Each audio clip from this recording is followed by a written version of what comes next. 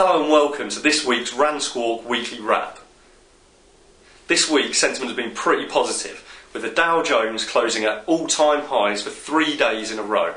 This is despite US Parliament failing to reach a deal on the sequester, which kicked in on March the 1st, with $85 billion of spending cuts now due to kick in. Elsewhere in Europe, we've had key rate decisions from the ECB and the Bank of England, although both central banks decided to keep monetary policy instruments on hold when there were expectations that the Bank of England may increase their asset purchase facility and that the ECB may cut rates. However, as I mentioned, both kept monetary policy instruments on hold. Later on in the week, attention then turned to the US employment report, with US non-farm payrolls coming in at 236,000 versus expected 165,000. US unemployment also fell to 7.7% from 7.9%, which may mean that the Fed could taper their QE programme faster than was previously expected.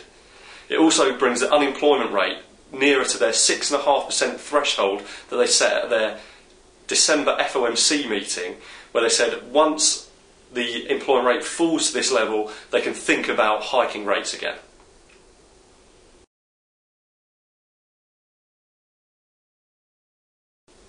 Next week, focus is likely to revert back to Italy, as their parliament is set to reconvene with political stalemate still surrounding the country, as Bersani, Monti, Grillo and Berlusconi still have not come to a full agreement on a grand coalition government, with Bersani ruling out working with Berlusconi and Beppe Grillo ruling out working with Bersani.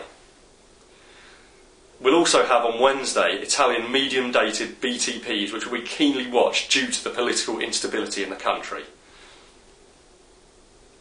Elsewhere next week, towards the back end, on Thursday and Friday, we'll also have an EU summit.